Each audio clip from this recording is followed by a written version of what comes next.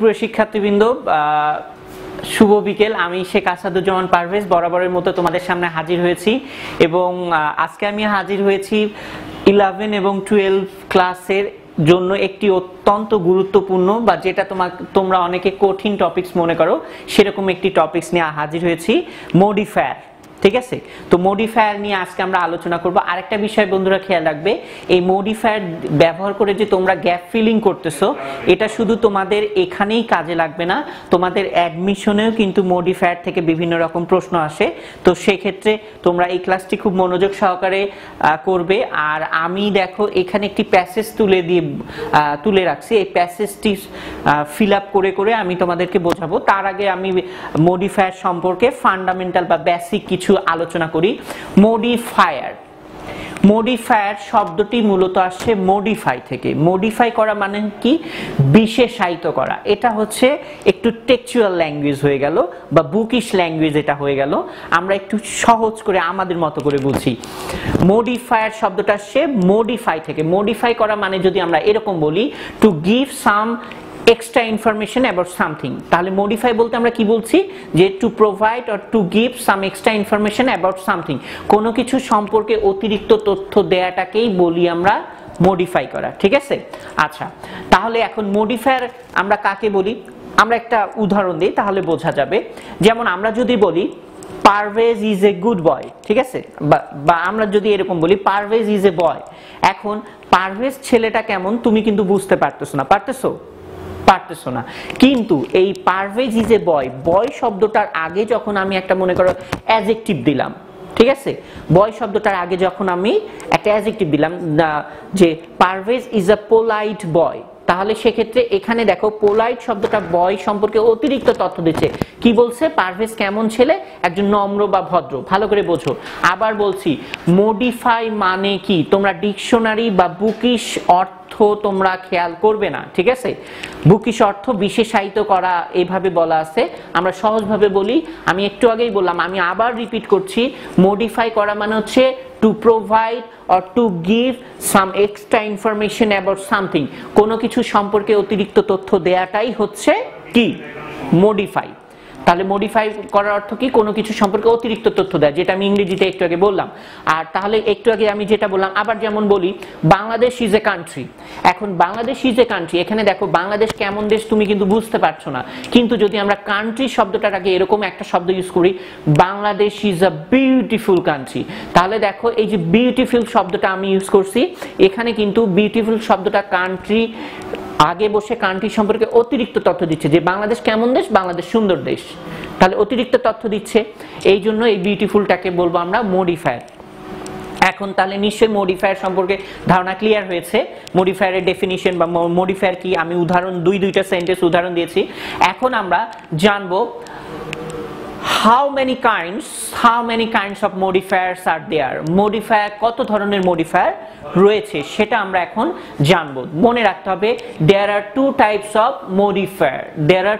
of or two sorts of modifier, দুই ধরনের modifier রয়েছে। Number 1 pre modifier, number 2 post modifier. আর একটা কথা বলে রাখি, এই পোস্ট মডিফায়ারকে the another name of post modifier is qualifier, but some people call post modifier as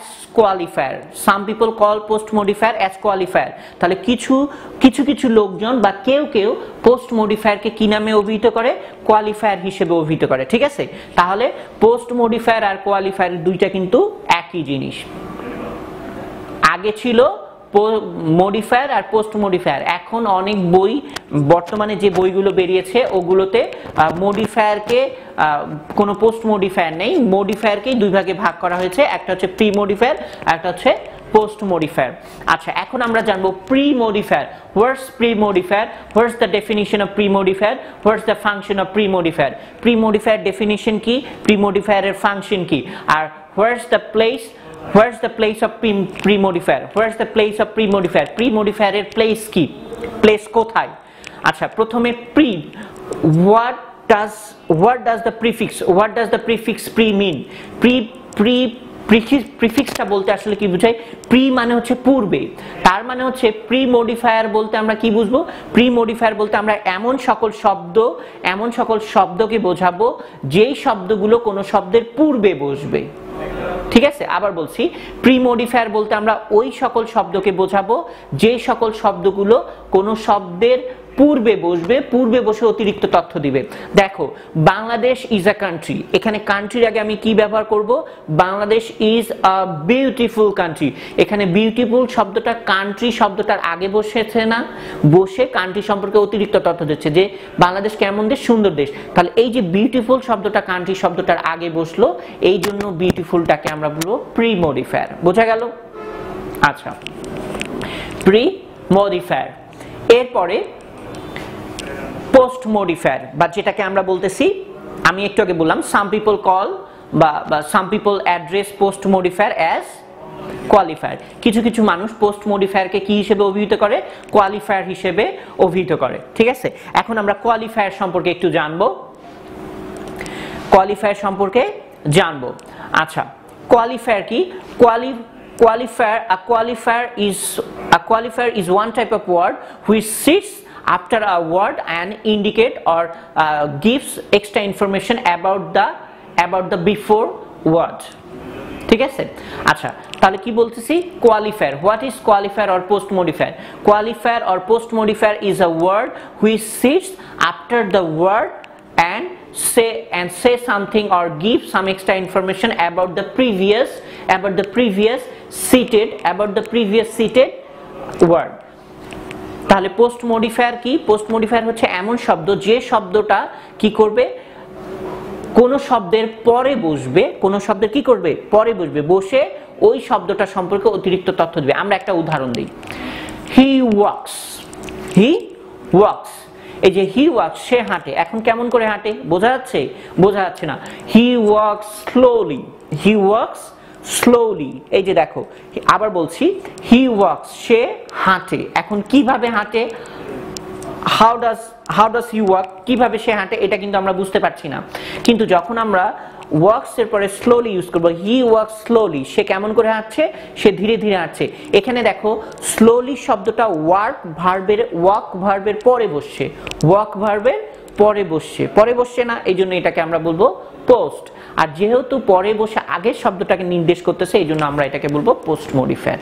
তাহলে হি ওয়াক স্লোলি, এখানে স্লোলি হচ্ছে পোস্ট মডিফায়ার, যেহেতু ওয়াকের পরে বসছে।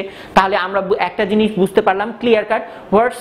হোয়াটস the major difference of pre modifier and post modifier? Pre modifier এবং post modifier difference কি? যে pre modifier sits before a word. ঠিক আছে, প্রি মডিফায়ার কি করবে? একটা শব্দের পূর্বে বসবে। আর post modifier on the other hand or on the contrary or in contrast a post modifier sits after a word. এবং পোস্ট মডিফায়ার কি করবে? একটা শব্দের পরে বসবে। তাহলে একটা আগে আর একটা হচ্ছে পরে। এই হচ্ছে প্রি মডিফায়ার আর পোস্ট মডিফায়ার।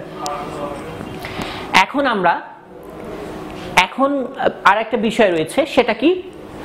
যে এই যে আমরা জানলাম প্রি মডিফাই আর পোস্ট মডিফায়ার, এখন আমরা সরাসরি ওরকম একেবারে ডিটেলস আলোচনা না করে আমি যদি শুধু এমনি তোমাদের রুলস বলে দেই কিছু, তাহলে সেক্ষেত্রে হয়তো বা তোমার মাথায় ঢুকবে না, বা আমি বললে এই পাশ দিয়ে ঢুকে এই পাশ দিয়ে চলে যাবে।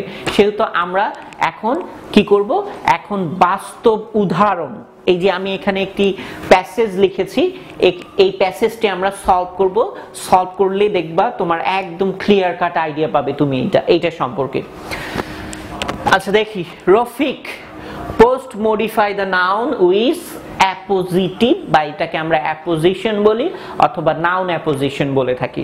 ঠিক আছে, তাহলে এই যে আমরা যেটাকে অ্যাপোজিটিভ জানি, এটা তিনটা নাম। একটা হচ্ছে অ্যাপোজিটিভ, নাউন অ্যাপোজিশন, অর্থাৎ আর একটা হচ্ছে অ্যাপোজিশন, অ্যাপোজিটিভ, নাউন অ্যাপোজিশন অথবা শুধু অ্যাপোজিশন। আচ্ছা, অ্যাপোজিশন কে আমরা নাউন অ্যাপোজিশন বলছি এটা। আচ্ছা, তাহলে বলছে Rafiq post modify the noun with apposition. তাহলে দেখো, পোস্ট মডিফাই আমরা একটু আগে জানলাম, পোস্ট মডিফাই তার মানে কি? পরে বসবে। কোনটির পরে বসবে? এই যে এইটির পরে বসবে। যেহেতু পোস্ট বলছে এই জন্য পরে বসবে এই শব্দটার পরে। তাহলে পোস্ট মডিফাই দা নাউন, এইটা রফিক কি নাউন না? রফিক হচ্ছে নাউন, এই জন্য নাউনকে নির্দেশ করবে এইটার পরে বসে। তাহলে post modify the noun with appositive. একটা জিনিস মনে রাখতে হবে, usually or mostly an apposition will be a noun। আবার বলছি, mostly or especially or usually apposition বা naturally বা actually or really an apposition becomes a noun। Apposition মূলত কি হয়? নাউন হয়। তাহলে আমরা এখানে একটা নাউন ইউজ করব। আচ্ছা কি হতে পারে বলো দেখি। ও আর একটা বিষয় বলে রাখি, অ্যাপোজিশন যে শুধু নাউন হবে সেটা না। a noun phrase may be a appositional phrase either। a noun phrase may be a appositional phrase either। তাহলে অ্যাপোজিশন either একটা নাউন ফ্রেজও কি করতে পারে? অ্যাপোজিশন হিসেবে কাজ করতে পারে। তাহলে আমরা এখানে বলতে পারি, বলছে Rafiq is known to his friends as good student। তাহলে রফিক, এখানে আমরা কি বলতে পারি? যেমন এখানে আমরা বলতে পারি a poor boy, ঠিক আছে, a poor boy। এখানে আমরা নাউন ফ্রেজও ইউজ করতে পারি। এখানে আমরা কি করতে পারি? নাউন ফ্রেজও ইউজ করতে পারি। অথবা আমরা এরকমও ইউজ করতে পারি, রফিক an orphan মানে কি? অরফ্যান মানে হচ্ছে orphan orphan মানে হচ্ছে এতিম। আমরা এখানে নাউন ইউজ করতে পারি। তাহলে রফিক an orphan, রফিক হচ্ছে একজন এতিম, is known to his friends as a good student। Say as a good students, তাহলে সে হচ্ছে তার বন্ধুদের কাছে একজন গুড স্টুডেন্টস বা ভালো স্টুডেন্টস বা ছাত্র হিসেবে পরিচিত। তাহলে এখানে আমরা কি লিখব? এখানে আমরা অ্যাপোজিশন ইউজ করব, ঠিক আছে। অ্যাপোজিশন, আমি আবার বলছি, an apposition must be a noun। Besides, an apposition can be a noun phrase either। একটা অ্যাপোজিশন নাউন ফ্রেজও হতে পারবে। তাহলে আমরা এখানে লিখি, একটা নাউন লিখি orphan লিখলাম, ঠিক আছে। নাউন ফ্রেজ ইউজ করছে অ্যাপোজিশন হিসেবে।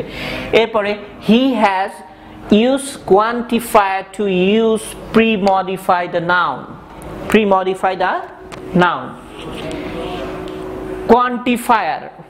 কোয়ান্টিফায়ার শব্দটা আসছে হচ্ছে কোয়ান্টিটি, পরিমাণ বা সংখ্যা। কোয়ান্টিফায়ার দুই ধরনের, একটা হচ্ছে পরিমাণবাচক আর একটা হচ্ছে সংখ্যাবাচক। কি বললাম? কোয়ান্টিফায়ার দুই ধরনের, একটা হচ্ছে পরিমাণবাচক আর একটা হচ্ছে কি? একটা পরিমাণবাচক আর একটি হচ্ছে সংখ্যাবাচক। তাহলে এখানে দেখো বলছে, কি বলছে এখানে?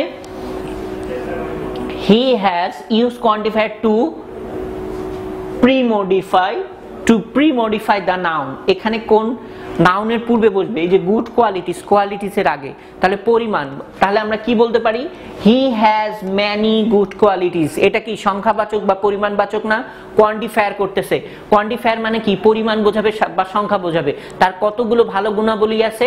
যেমন আমরা কি বলতে পারি?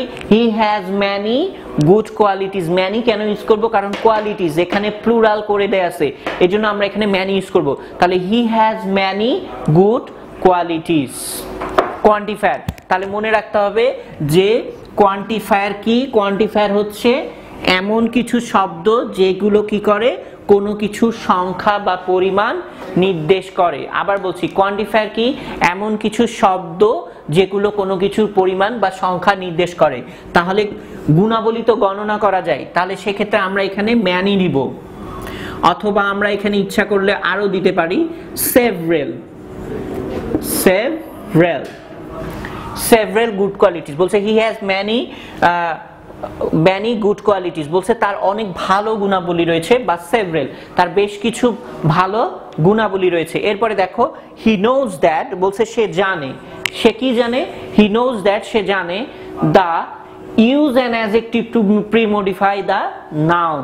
তাহলে এই যে নাউনটা যে আছে ডিউটি, এটাকে প্রি-মডিফাই করতে হবে। কি ব্যবহার করতে হবে বলে দিছে, বলছে use an adjective ব্যবহার করতে হবে। তাহলে আমরা কি বলতে পারি? he knows that the first অথবা মেইন, মেইনটাও অ্যাডজেক্টিভ, ফার্স্টটাও অ্যাডজেক্টিভ, ঠিক আছে? তাহলে আমরা কি ইউজ করব? একটা অ্যাডজেক্টিভ ইউজ করব, he knows that the main duty of a student. এখানে আমরা কি ইউজ করব? একটা অ্যাডজেক্টিভ ইউজ করব,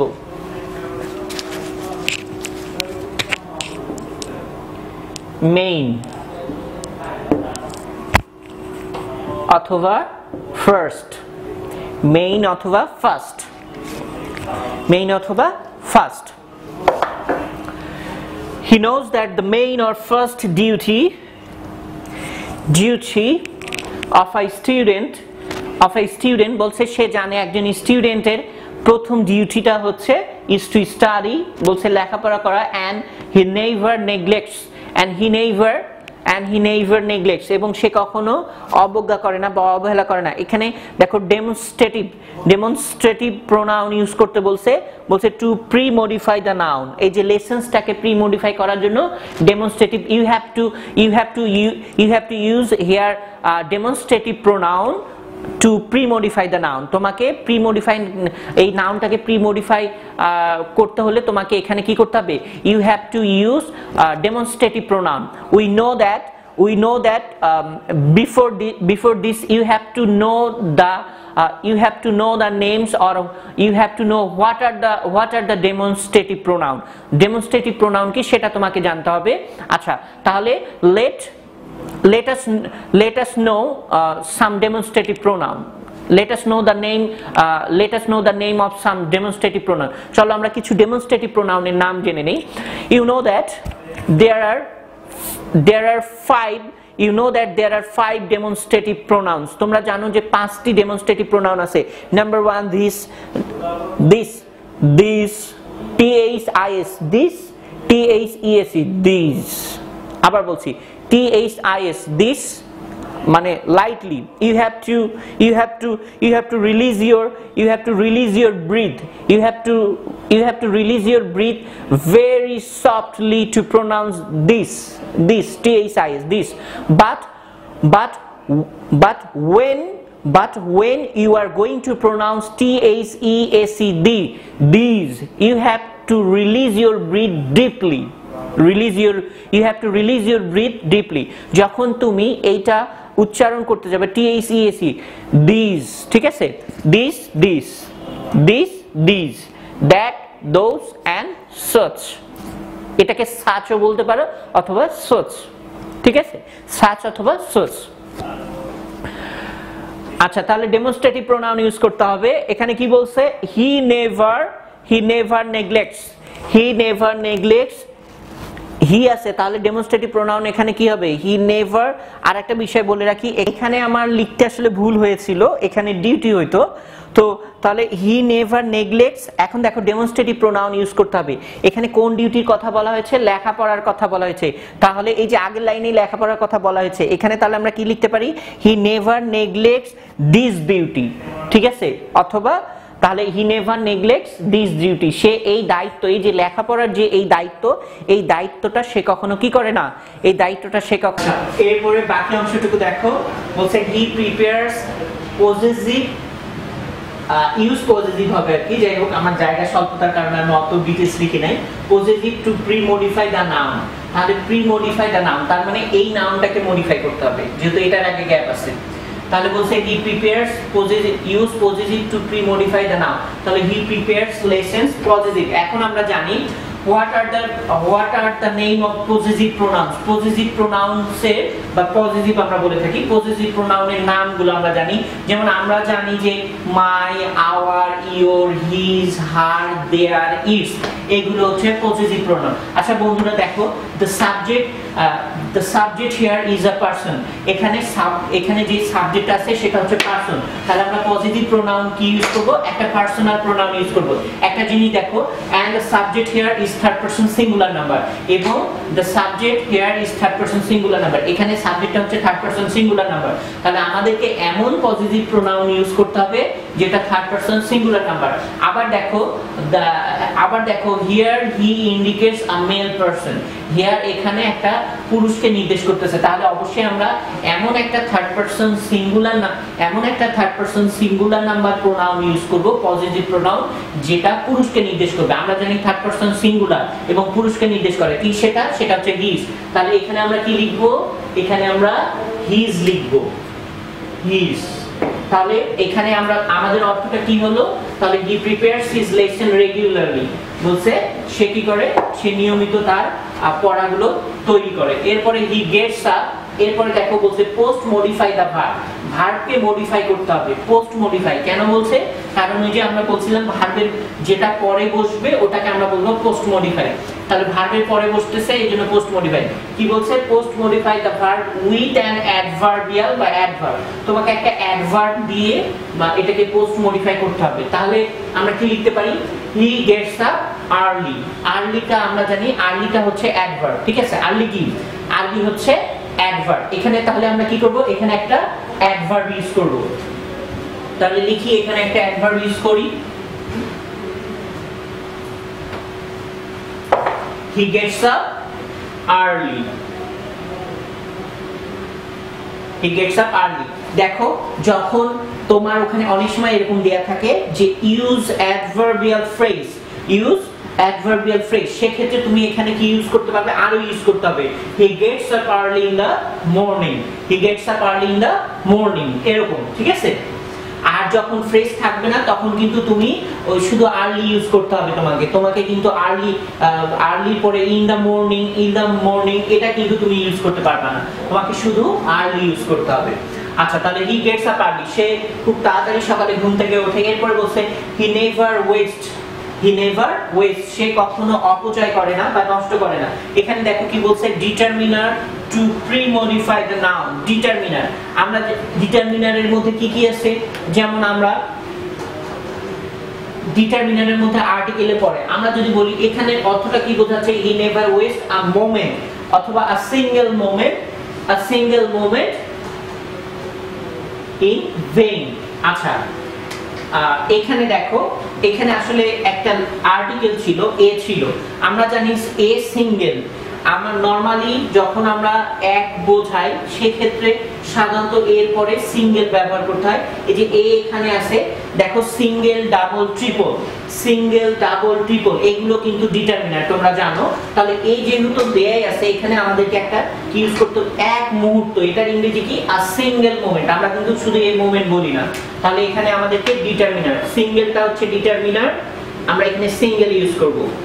single, double, triple, two fold, three fold, fourth fold, fifth fold, এগুলো হচ্ছে সব ডিটারমিনারের মধ্যে পড়ে।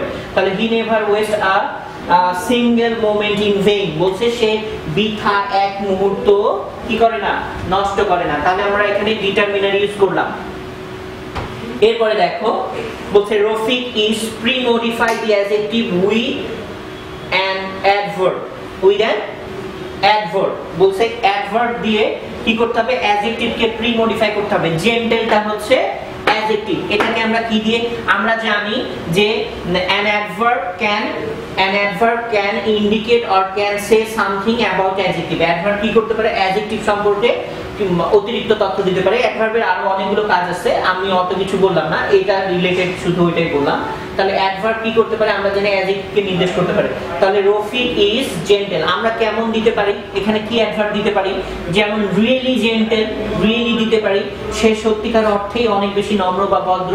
অথবা আমরা এখানে কি দিতে পারি, কি অ্যাডভার্ব আছে, ভেরি দিতে পারি এখানে আমরা। অথবা আমরা এখানে দেখো আমরা কি কি অ্যাডভার্ব দিতে পারি, ভেরি দিতে পারি, রিয়েলি দিতে পারি, ভেরি রিয়েলি, অথবা কোয়াইট, QUITE, কোয়াইট মানে হচ্ছে বেশ, ঠিক আছে, এরকম। তবে একটা জিনিস মনে রাখবে, তোমরা কিন্তু কখনো এরকম স্ল্যাশ দিয়ে দুইটা তিনটা করে লিখবে না, অবশ্যই একটা লিখবে। তাহলে রফিক ইজ ভেরি অথবা রিয়েলি অথবা কোয়াইট জেন্টেল। এরপরে he pre modify the verbs with an adverb, তাহলে আমাদেরকে কি করতে হবে, ভার্বটাকে অ্যাডভার্ব দিয়ে প্রি-মডিফাই করতে হবে। তাহলে হি মিক্সেস উইথ ব্যাড বয়েজ, তাহলে এখানে বোঝা যাচ্ছে যে সে খারাপ ছেলেদের সাথে মেশে না, তাহলে এখানে আমরা কিন্তু ডাজন্ট মিক্সড দিতে পারবো না, কারণ আমাদেরকে এখানে বলেই দিছে অ্যাডভার্ব বসাইতে হবে। তাহলে আমরা কি অ্যাডভার্ব বসাইতে পারি? হি নেভার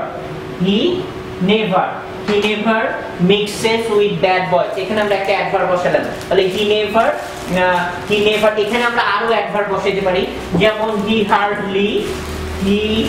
হার্ডলি অথবা রেয়ারলি, আমরা যে কোনো অ্যাডভার্ব দিতে পারি। তাহলে হি নেভার হার্ডলি অথবা রেয়ারলি মিক্সেস উইথ ব্যাড বয়স, সে কখনো কি করে না, খারাপ ছেলেদের সাথে মেশে না।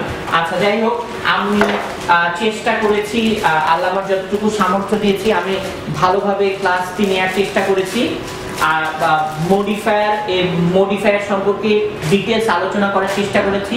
আশা করি তোমরা ক্লাসটি বুঝতে পেরেছো, তোমাদের অনেক বোধগম্য হয়েছে, ক্লাসটি সহজ লেগেছে।